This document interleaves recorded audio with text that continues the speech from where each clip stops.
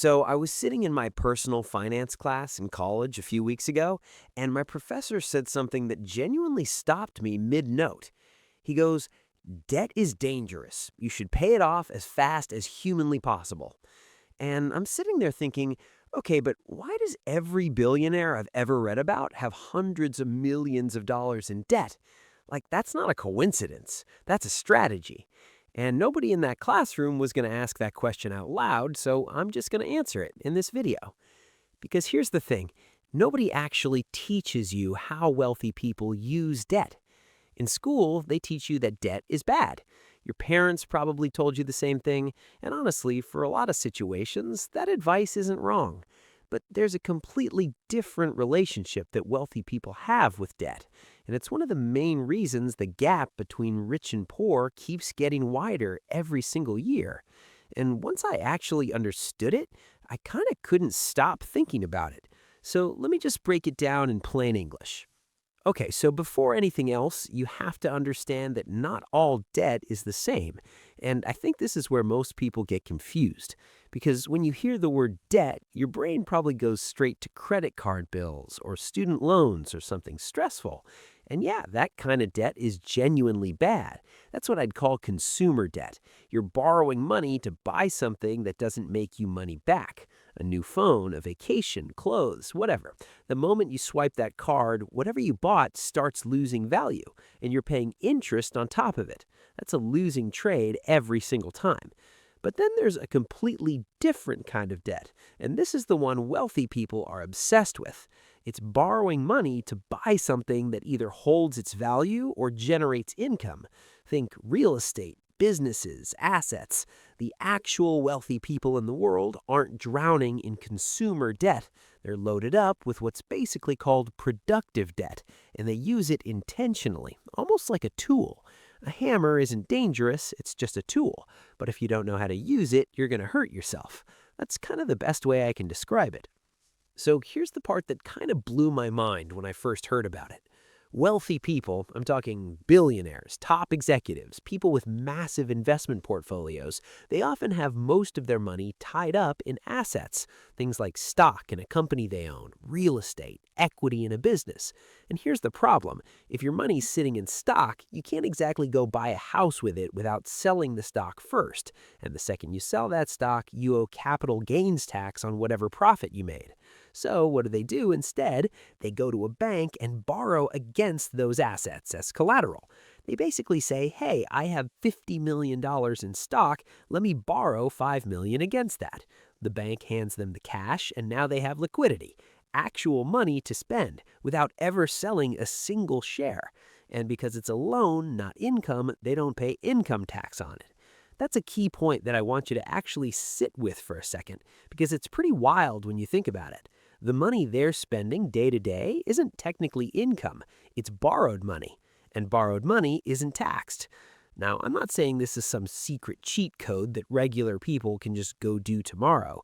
I'm just explaining why people like Elon Musk or Jeff Bezos can have a salary of literally $1 a year and still live like, they own a rocket company. Because they don't need a salary. Their wealth lives in the assets, and they just borrow against it when they need cash. Okay, so the word you'll hear a lot in this conversation is leverage. And leverage is basically just using borrowed money to amplify your position on something. Here's the simplest example I can give you. Let's say you have $10,000 and you want to buy a rental property. Obviously, $10,000 isn't going to get you very far in today's housing market. But if you take that $10,000, use it as a down payment and get a mortgage on a property worth $100,000, you now control a $100,000 asset with only $10,000 of your own money. And if that property goes up in value by 10%, it's now worth $110,000. You made $10,000 on a $10,000 investment. That's a 100% return. Not 10%, 100%, because you used leverage. Now, obviously, there's risk here too. If the property goes down in value, that also gets amplified, which is why this stuff is genuinely dangerous if you don't understand what you're doing. I'm not here to tell you to go take out loans and buy real estate tomorrow. I'm explaining why wealthy people think about debt so differently than the average person, because they built their financial life around understanding that dynamic. And most of us were just never taught that this was even a thing. There's another concept that I think is kind of underrated in this whole conversation, and it's something called the velocity of money. And this is less of a technical finance term and more just a way of thinking about how money moves. Basically, wealthy people don't let their money sit still. The moment they make a dollar, that dollar is being put to work somewhere. And that actually helps them do that faster. So imagine someone buys a rental property in cash. They spent $500,000. That money is now locked in the house. It's not earning them anything beyond the rent minus expenses. But if instead they put $100,000 down and finance the other $400,000, they kept that $400,000 free to go put into another investment. Now they have two assets working for them instead of one, and they use the bank's money to make that happen. The bank charges them interest, yes, but if the returns on their investments are higher than the interest rate they're paying, they come ahead.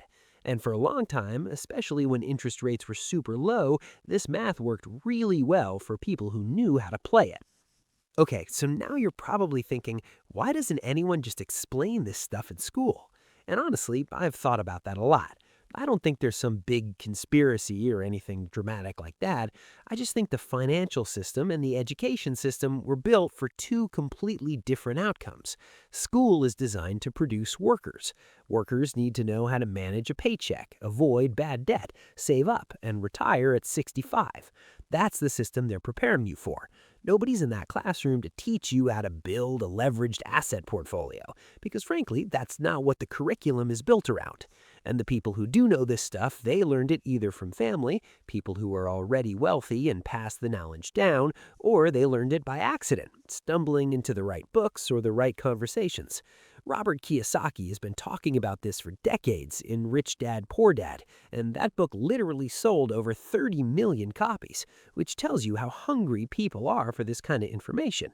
But even then, most of us go through our entire childhood and early adult years with no real exposure to how wealth is actually built. And by the time you're in your 20s and figuring this out, you're already behind the people who were raised around this stuff their whole lives. So I'm not going to sit here and pretend there's some easy step-by-step thing you can go do after watching this, because there isn't. The concepts I talked about, borrowing against assets, leveraging real estate, moving money with velocity, all of that requires actually having assets to start with. And building that takes time. There's no shortcut. But I do think there are a few shifts in thinking that are genuinely useful no matter where you're starting from. The first one is just understanding the difference between debt that works for you and debt that works against you. Consumer debt on depreciating things, that's almost always a losing move. But borrowing strategically to acquire something that generates income or holds value, that's a completely different conversation. The second thing is just understanding that your relationship with money is probably built on advice that was never designed to make you wealthy. It was designed to make you stable. And stable is fine, but it's not the same thing as wealthy. And knowing that distinction matters. I'm not saying go become a real estate mogul or anything crazy like that. I'm just saying the way you were taught to think about debt is probably incomplete. And now that you know there's a different framework out there, you can at least start asking better questions, because that's honestly where it starts for most people. A question that doesn't fit neatly into what they were taught. And then you start digging, and then things start making a lot more sense. Anyway, that's honestly everything I wanted to cover today. This is the kind of stuff that I genuinely wish someone had explained to me way earlier, and I'm still learning more about it every single day. If you guys want me to go deeper on any specific part of this, like real estate leverage, or how credit actually works, or the tax stuff I mentioned earlier, just drop it in the comments and I'll probably make a video on it. And yeah, if you got something out of this, I'd really appreciate it if you subscribed. But if not, no worries at all. I'll see you in the next one.